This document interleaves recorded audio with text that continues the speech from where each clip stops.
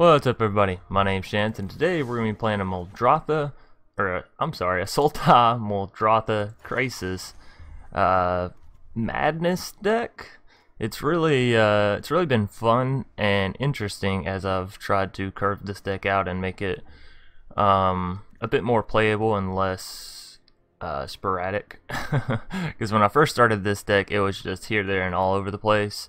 I was simply trying to find a place that I could play Powerstone Shards and them to actually work, and I couldn't think of one. So finally I just added in a bunch of artifacts that I wanted to play, like Helm of the Host, like the Immortal Sun. Arcane Encyclopedia got added later, but yeah, I just added all that fun stuff, and I thought, what decks do good with ramp? Well, green decks obviously do good with ramp. Blue decks can do good with ramp. Hydroid Krasis does excellent with ramp. And then I got to looking at Muldrotha, and I said, well, this could be interesting if we play some enter the battlefield effect type creatures like Hostage Taker, Reclamation Sage to get rid of some enchantments or artifacts, but mostly enchantments, as this is an enchantment heavy meta right now, or even just some Merfolk Branchwalkers. So that was the whole basic idea for this deck, and I've already explained half of it, but we will go back through the deck tech. Just give me 1 second. Alrighty, so starting us out, we have 2 copies of Fountain of Renewal. I found this helps out a whole lot against aggro. We do also have 2 Gift of Paradise down here, but we'll get to that in a minute. So yeah, this helps heal up against aggro, or if you're just not drawn into many creatures or they keep removing your creatures. Nonetheless, this helps to keep you alive through that. And later, once you find out either one, they're playing a control deck and you don't really have to worry about that aggro, or just late game you need a card draw, you can pay the 3 mana, which is fairly cheap, and draw a card. So pretty good here. Fountain of Renewal always going to be one of my more favored cards. I feel it slips in very easily into most decks.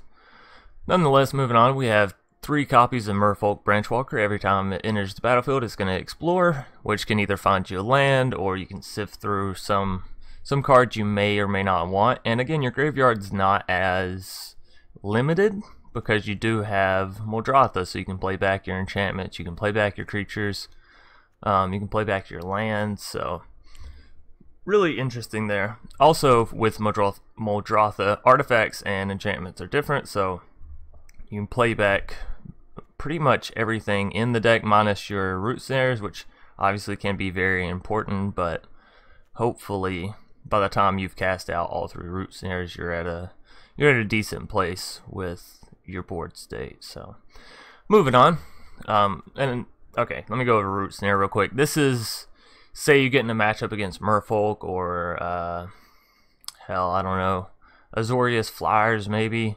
This is basically just to mitigate damage for a turn. Real cheap, real easy, and the opponents rarely see it coming. Most of the time you play against a blue opponent, people are thinking counter spells. Most of the time you play against a green opponent, they're not really thinking root snares, so it's oftentimes a very good surprise. We do have 1 copy of Treasure Map. I'd probably go up to 2 at least if I had another, but stingy with my wild card, so 1 copy is going to have to do us. Moving on, we have 2 copies of Gift of Paradise. And for those of you who haven't seen Treasure Map or don't know what it does, basically you pay 1 mana, scry 1, and after you've done this 3 times, transforms into Treasure Cove, gives you 3 treasure artifacts, and you can sacrifice the treasure artifacts to draw a card, which I rarely do. But essentially it gives you one permanent source of mana and 3 like little bursts of it after you've sort of already put the 3 mana in. But nonetheless, it's a very, very good utility card, I found. Moving on, we have 2 Gift of Paradise. Now, 2 things this does. 1, you guys know my mana fixing is not the greatest. In this deck, it's a little bit better because I do have 4 copies of Hinterland Harbor, so that makes it a little bit better, like I said. But for the most part, my land is pretty bad. So Gift of Paradise, 1, helps me fix it. 2, it also works very well against aggro. You gain 3 life whenever it enters the battlefield. That's 6 life, which could be a big difference going up against mono red or even Merfolk. So moving on, we have 2 copies of Reclamation Sage, which I've already kind of explained.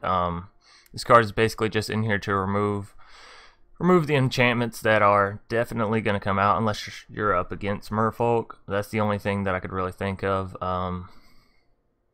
Mono red also doesn't have enchantments in it right now, I don't believe. So yeah, those two decks, this card is useless, but I mean, I guess it's still a 2-1 blocker, which isn't much. Not against a mono red aggro. Moving on, we have 2 Thief of Sanities. Excellent card. If you can get it down, if you can get in 3 attacks with it, fantastic. You can get in 2 attacks with it, usually still worth it. 1 attack's usually worth it. We have 2 Journey to Eternity, so we can throw it down on a Thief of Sanity, throw it down on a Hostage Taker, or whatever they're probably going to be trying to remove at the current time being. And then it is another way for us to play creatures back, but I've really found it works well with getting Muldrotha back, right? Because it's very real that you play a Muldrotha, one of them gets removed, somehow another one gets discarded, then you're out of both of your Muldrothas. Which you do also have Eldest Reborn, but you know, we're getting to that in a minute. So I found Journey to Eternity to be an excellent way to get those back on the board for relatively cheap. Moving on, we have 1 copy of Arcane Encyclopedia. Just some basic card draw here. It's not oftentimes when you draw it, but it's not oftentimes when you really need a mana sink card draw. So, but I found it does manage to land when I need it, if that makes sense. Late game, if I'm needing some card draw, usually have an Arcane Encyclopedia. If not, I draw into it. Sometimes it's a little bit late, but you know, it's just the way the game works. And as I started out talking about Powerstone Shards, cool thing with Powerstone Shards, for each additional Powerstone Shard you have out, they're each going to produce 1 extra mana. So you have 3 Powerstone Shards out, then they each produce 3. Now, obviously, the first one is a little steep because you're paying 3 mana to gain 1 mana, which is still a little bit of ramp. And I'd say pretty standard ramp, right? 3 mana to get 1 additional mana out. Hell, Gift of Paradise gives you, well, no, yeah, it gives you 1 additional mana for 3 mana. So yeah, 3 mana for 1 mana is standard. But the second one you play, you're paying 3 mana for 2 mana. Third one, you're paying 3 mana for 3 mana, which is an equivalent exchange. So really, really powerful cards if you can find a deck to make them work in. And that was sort of my goal with this one, and I think I've done that pretty well with this. Moving on, we have 2 Hostage Takers. Excellent card alongside of Helm of the Host. Obviously, if you can get Helm of the Host on Hostage Taker, your opponent's not going to have any creatures to be able to play anyways. Sorry, my girlfriend's dying in the background about something. Nonetheless, so yeah, she can also take artifacts, which is a good note. People should really take note of that. I see a lot of people play Hostage Taker, and I'll be winning, and they'll take a creature like some of you mentioned instead of the Helm of the Host, which could have cured their problem, sort of cutting the snake off at the head. Helm of the Host, yeah, if you guys don't know about this card by now, yeah, I don't know what to tell you. No, 4 mana, throw it down, 5 mana to equip it. And it makes an instant token, well, not instant, at the beginning of your combat, makes a token of whatever creature it's on, even if it's legendary, so it's a way you can get multiple legendaries down. Super strong card, like I said. And if you're getting out multiple Thief of Sanities, great. Getting out multiple Hostage Takers, great. Getting out multiple Merfolk Branchwalkers, not as good, but you're still drawing out additional lands each turn. You're still getting to explore each and every turn. Multiple copies of Tatyova is dangerous because every turn you're playing 1 land, you're drawing what, 2, 3, 4, 5 cards. The life gain's great, but you're also gonna mill yourself, so be careful. So yeah, moving on from Helm of the Host, we have the Eldest Reborn. Excellent card at gaining back your Muldrothas or whatever it is you want. Really, really strong card. Can remove Planeswalkers, can remove Carnage Tyrants, all that good stuff. So 2 copies of Tatyova. I've found this card works excellent in this deck. You're playing lands and you're trying to ramp, so she gives you card draw, she gives you life, and if they remove her, so what? You know, she's not that great. So 5 mana, A little steep, but you're already ramping, so 5 mana is not going to be anything that you wouldn't spend on something else anyways. And you play the lands. I like Tatyova, which is why I'm a little bit biased with putting her in the deck, but if you guys can find an excellent replacement, or a replacement for maybe Reclamation Sage, I'm all ears. Those I feel like are the 2 weaker cards in the deck. Nonetheless, moving on. 2 copies of Muldrotha. For those of you who don't know what this card is, during each of your turns you may play up to 1 permanent card of each permanent type from your graveyard. So you can play 1 artifact, 1 enchantment, 1 land, 1 creature. I think that's it, right? Artifact, land, enchantment, creature, 4. I feel like there's a 5th or something. Maybe not. Nonetheless, if you manage to get Helm of the Host on Muldrotha, you can essentially cast each of those twice, so you're getting back 2 creatures, 2 enchantments, 2 lands from your graveyard every turn, which at that point, you know, it's probably GG. Moving on, we have 1 copy of the Immortal Sun. Now, you're rampant with Powerstone Shards, which add colorless mana, so getting out the Immortal Sun, pretty easy if you have 2 copies of Powerstone Shard out, because then it only costs 2 of your basic lands. And it makes all your other spells cost less, so excellent card. Hydroid Krasis. Excellent card. It does play. I don't know if it works well with Muldrotha. I haven't done Muldrotha Krasis yet. I've been too scared to, like, you know, try it to see if it comes out as a 0/0 or if I get to pay the X. Of course, you pay the mana for all the other ones, so I don't know why you wouldn't pay the mana for this, but I'm a little afraid that you're just going to pay the 2 mana, it's going to come out as a 0/0. So I don't know how this interaction works out, but maybe we'll see it today. So, nonetheless, even outside of the Muldrotha interaction, whether it works or it doesn't, Hydroid Krasis is an excellent card to ramp into. You know, you throw down a 12/12 flying trample monster 1, that's excellent. 2, you're gaining 6 life and drawing 6 cards, and it's very common when I throw down a 12/12 Hydroid with this deck. So, and then you guys know my lands are a little bit weird. I do have Guildmages Forum. I found if you are running up against a mono red deck, it helps. Thief of Sanity not so much, because you're still going to be in range of the lightning strikes, but things like the Merfolk Branchwalker, or no, you're still in range of the, I'm sorry, I was thinking of a card, oh, Hostage Taker. You can get it out for a 3/4, which is out of lightning strike and shock range, as well as Tatyova, so that's pretty much it, and I only have it in here as a 1 of anyways. It's very rare when I use it, it's very rare when it comes in handy. But I've found it to be fun, so. Nonetheless, that's a very lengthy deck tech or deck breakdown. Now we're going to get right into our games, so yeah. Alright, and here we are up against the Bugs world. Thought it was Bugs Life, but. Alrighty, that's pretty terrible. That's interesting. We'll keep it just because we have decent lands. No, I can't justify keeping that on top, so we'll start out what could be a very scary game. Although I guess having 2 Fountain of Renewals off the bat isn't bad. Looks like we're probably up against Golgari. Yeah, there was a Lothlith in there. Alright, so we'll go ahead and get down the black mana.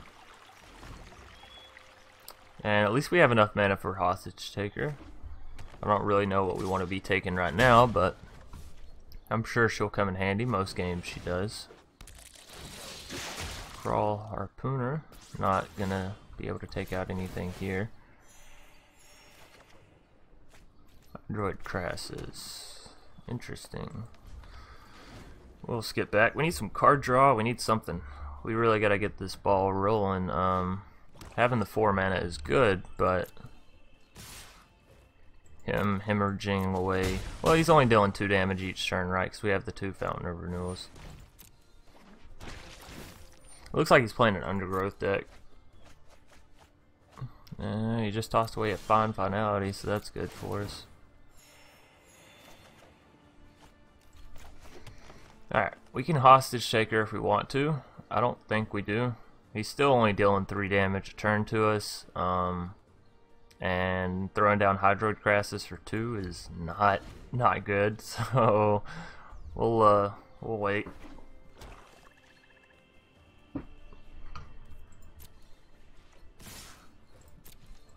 And again, we're only going to be down to 17 this turn, so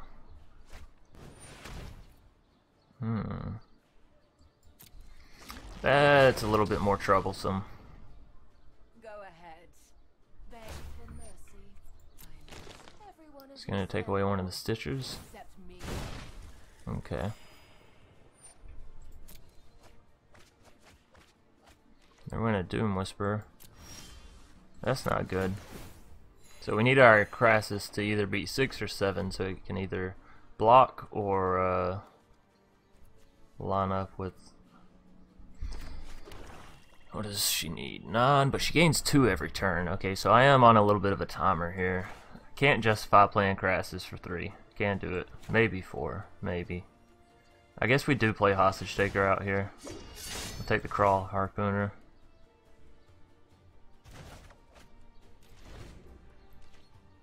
Now I'm assuming he has some form of removal. He'll probably throw it down here on Hostage Taker. Yeah, play Crafter. Okay, so he'll get the Harpooner back. That's okay. At least he does enter tap, so he can't swing in on us again. But unfortunately, he's going to be able to buff his Vraska up again. Probably get rid of Plague Crafter if I had to guess about it. Oh, no, she just minus one of my Fountain of Renewals. Well, that does make me feel a little bit better. Hydroid Krasis for 4 this turn. I think we have to.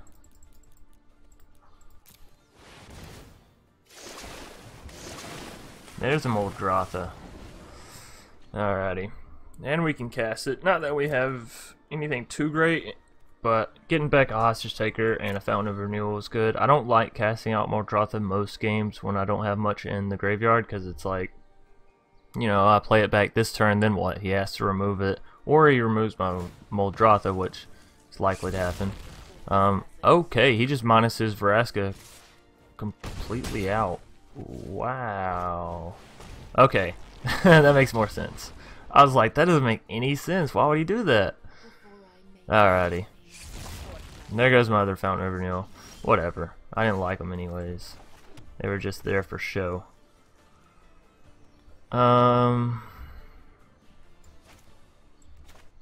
Yeah, I mean, let's go ahead and get Muldrotha down.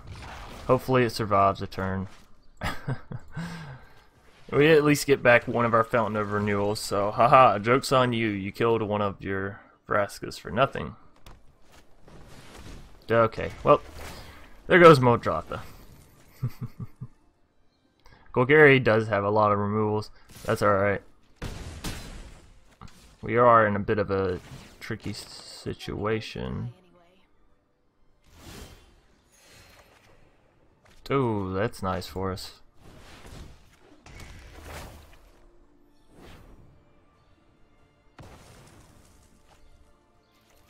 Alright, wonderful. We may still have a chance. What card do we want to discard? I think we have to discard the Powerstone Shard. I don't feel good about it. We can always play it back later. It's just we may absolutely need the card draw, and soon, so Arcane may be the way to go.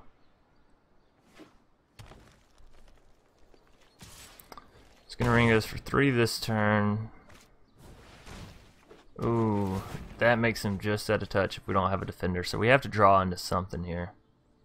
Oh no, we'll have 7. Okay, thank goodness we got back Fountain of Renewal. Okay, well, now it doesn't matter. Alright, we're gonna need to draw something here. Something of decent proportions. Oh, you're gonna sacrifice your Plague Crafter? Well, he can just get him back next turn, right, to destroy whatever we have. But he still only has 2 attackers, so I don't understand that too much. There goes the Forest from his hand, yeah, I was about to say. Okay, so I guess we just play this and draw with it, right? You know what? That works. treasure map. Can we afford a treasure map?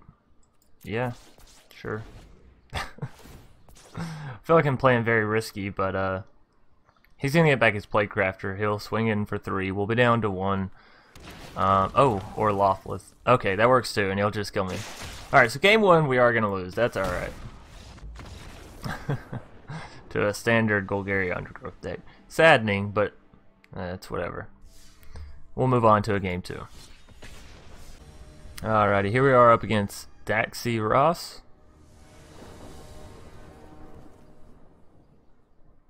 Not gonna lie, this is a little bit of a scary hand to keep, but I'm gonna keep it regardless. We just don't have any real card draw in it. Which I guess most of our deck doesn't have any real card draw in it. Probably a problem I need to fix. Ooh, Thief of Sanity coming out. Being able to get him down on turn 3 would be excellent. I can, but actually being able to play him out. And it looks like our opponent's playing Selesnya, so I shouldn't have a problem with it. So we'll play like we're going into Simic. And we got an Immortal Sun. We can get up to 5 mana, so we can get Eldest out. Ooh, we can get Helm of the Host out, actually. You're no fun. That's not very nice. You just took my Thief of Sanity and said no more. Alright. Well, there goes the Helm of the Host play, I guess. Okay, tell you what. We should have played Simic Guildgate. I didn't think about that before I played it. If we had played Simic, next turn we could have played the Immortal Sun, which I think is a better play than the Eldest Reborn come next turn.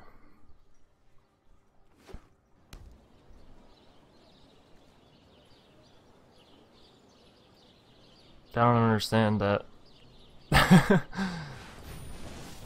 What is this guy going for here?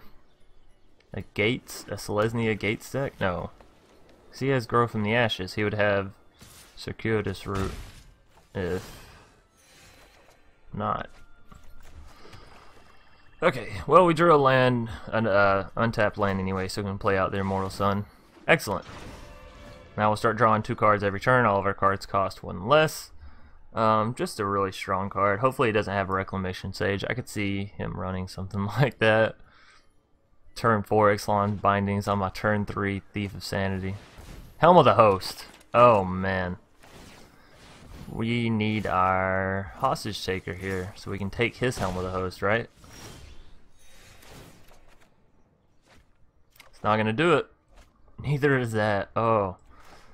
Well, we can Eldest Reborn and get back one of his. We can also play Powerstone with that, or we can play Gift of Paradise. Okay.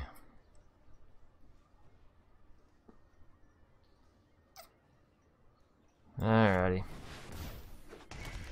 I mean, we're up to 25 health, so it's not like we have to worry too much.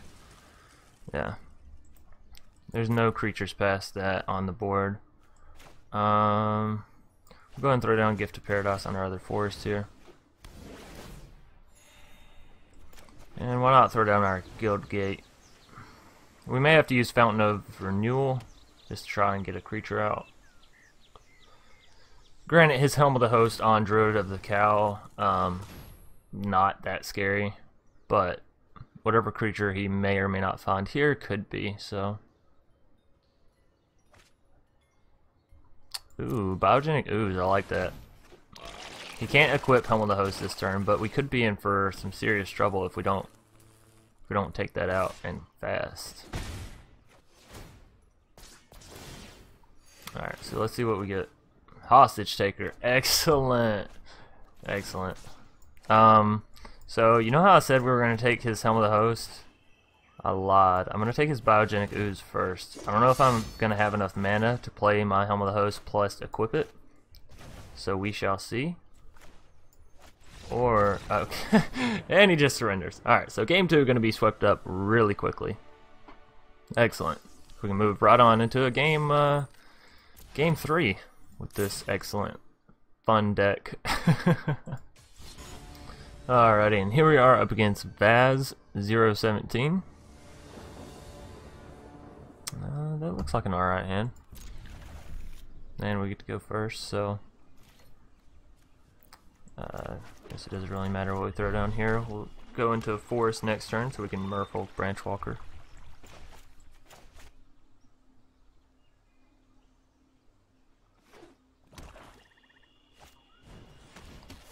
Vicious Rumors. Let's just toss a land.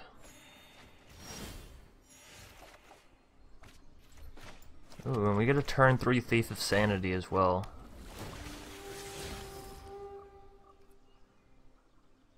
Yeah, I'm gonna keep the Powerstone Shard. I've already discarded 2 lands, so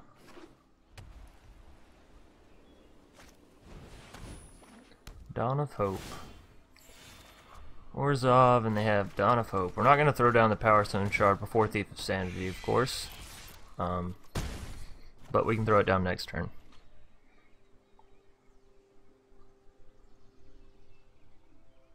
Hopefully he doesn't have any removal here for our Thief of Sanity. Nope, just another Dawn of Hope. Okay.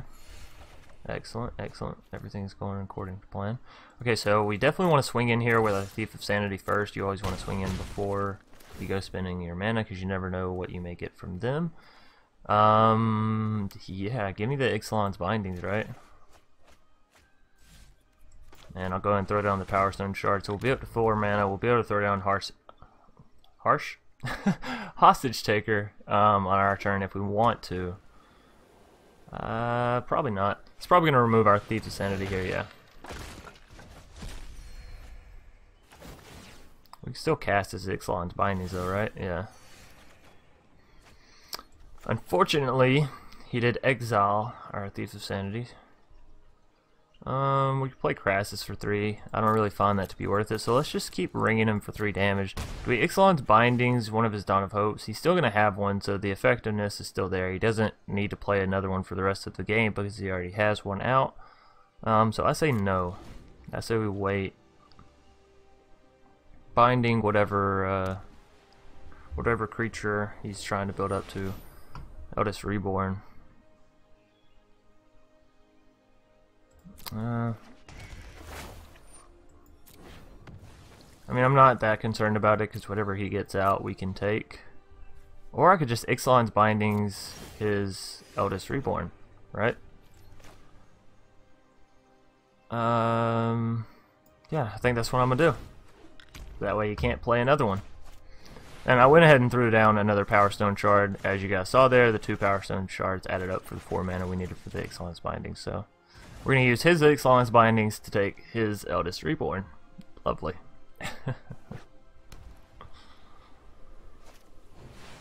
Ethereal Absolution. That's a little annoying, but I don't think I have any one health creatures, do I? Well, Merfolk Branchwalker comes down as 1, huh? And Reclamation Sage too. Damn, that's nice. But whenever Reclamation Sage enters the battlefield, it won't, its ability will be activated as soon as it lands, and then it will die, so that's okay. We'll go ahead and throw down the Helm of the Host. I don't think it does a whole lot this turn. And then next turn we might go ahead and Hydroid Krasis. Let's see. Call to the Feast. We have what? 4. Okay, let's go ahead and get to my turn. We have 4 mana there. 5, 6, 7, 8, 9. Pay 2 for Krasis. So we can throw down a 7/7 Krasis, which would be a 6/6 because of his Ethereal Absolution. Yeah.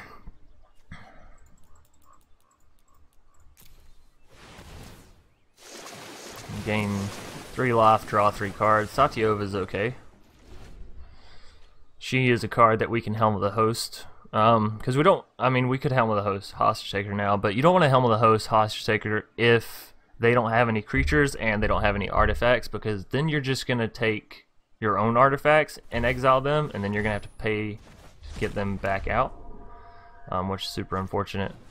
So Ethereal Absolution actually going to do pretty good work against me. I'm not getting rid of a creature so long as I can help it, thanks to his Ethereal Absolution. Not until I can get a Reclamation Sage out.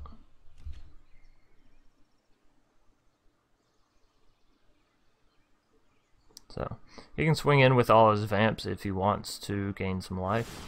Chooses not to. Reclamation Sage. Speak of him and he shall appear. I guess that's how it works. That's okay. As I said, I still get the effect. So we'll take out his Ethereal Absolution. Wonderful. We'll throw down a Tatyova, and next turn we'll probably equip Helm of the Host onto her. And I'm thinking we go ahead and swing in with our Krasis, right? He's already down to 13 health, so swinging in with a 7 attacker with Trample puts him on a clock of, well, 1 turn. I feel like we may have this one. I'm feeling pretty confident sitting at 29 health.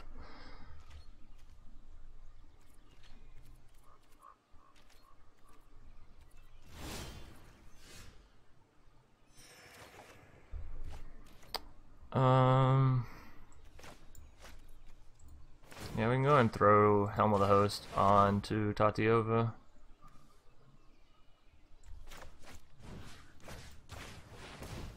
Throw Gift of Paradise down on our land. And we're gonna just swing in with our Hydroid here.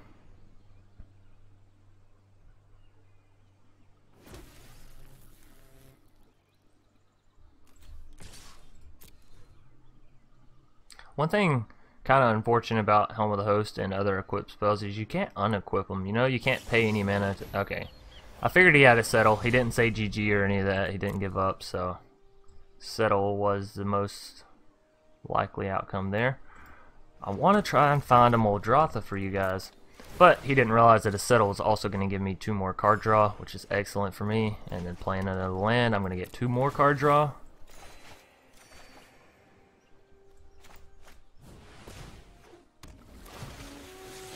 And some explore. Yeah, we'll keep a fountain. So, still sitting in a pretty good spot. Do I leave Helm on Tatyova? We get 3 card draw per... How many cards do I have in my deck? 34. That is a little dangerous.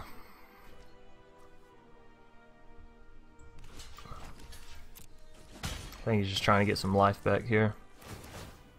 Yeah, some card draw. That's fine. I can go ahead and Hostage Taker his Resplendent Angel as well, which is probably what I'm going to do here.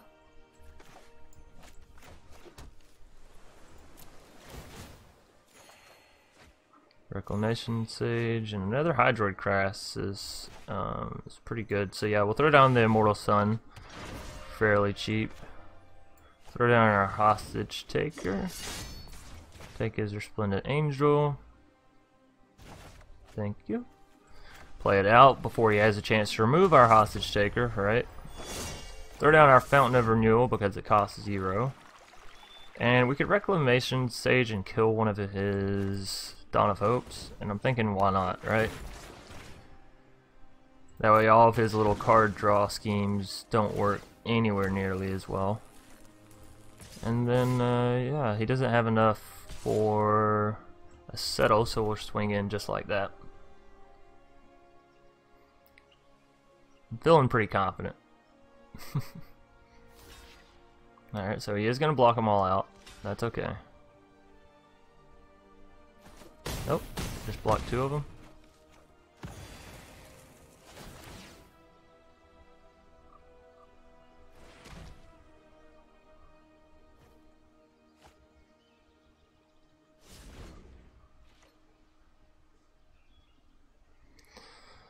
Alrighty, probably going to be GG there. Kaya's Wrath, I think, could do... No. Could do it. He could remove all of my creatures, but I'd still have a Hydroid Krasis coming down next turn and a whole lot of card draw, so...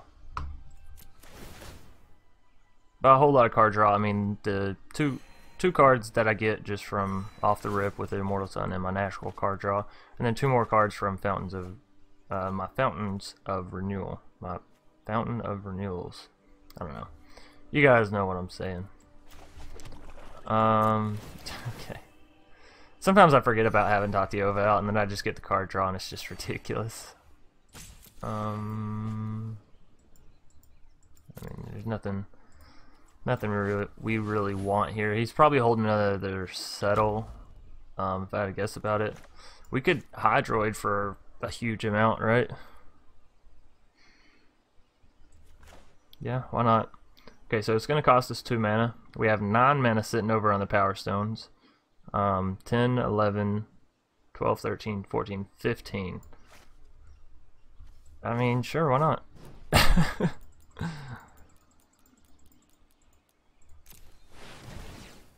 Oh, 16. I forgot about the Immortal Sun making it cost 1 less. Damn. There's the Muldrotha we were looking for. I knew it would come out. So yeah, let's go ahead and throw it on treasure map, because why not? Right? And then at this point, we probably have enough lands where we're fine. We're all the way down to 19, 19 cards in our deck. So I think we just attack like that. I mean, it's lethal. If he has settle, by all means, settle all of my Tatyovas. Yeah.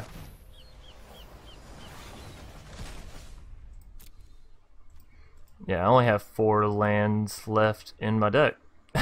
No, I'm sorry, 6. So go ahead and get out the 4. Draw 4 more life. All the way down to 11 cards. This is a little scary. Not gonna lie, but you guys know I'll risk it. I'll risk it for the biscuit. Oh, we got enough life to gain an angel from Resplendent. Excellent. So we can safely get rid of all of our lands, right? No, not that. There. What do we not need? We don't need another Helm of the Host. And I'm gonna say we don't need another hostage taker. What else? What else? What else? Sure. Let's get rid of the Journey to Eternity. Alrighty. We have 11 cards left in our hand. Or in our deck, I'm sorry, not in our hand. 7 cards in our hand. Call to the Feast. I don't think that's going to be enough to save you, but, you know, sure. And now we know he doesn't have enough for a settle, so that's going to be a GG. And third game actually taking us quite a while. I'm going to throw down Muldrotha just to show you guys the effect with him, so long as our opponent stays in the game. And he does. Okay, so that's good. So we'll draw the 2 more cards. No, come on. Alrighty. Well, game 3 we're going to take away as a victory as well. And you guys got to see a little bit more of the deck. Still not quite Muldrotha, but I think I'm going to bring this deck back tomorrow. I had a comment say, you know, like play decks over if you want to. So I'll probably be playing this deck maybe today, tomorrow, maybe the next day, depending on how much fun I have with it tomorrow. But yeah, I knew I wasn't going to be able to fit like a full showcase in of how much potential this deck has into one video. So I hope you guys enjoyed. If you did, be sure to leave a like down below. Comment in the comment section for any way I could improve this deck, or any suggestions you might have for this deck or any other deck, or if you just want to shoot the shit, by all means, we can do that as well. So as always, subscribe if you want to see more, and I'll see you guys tomorrow. Peace.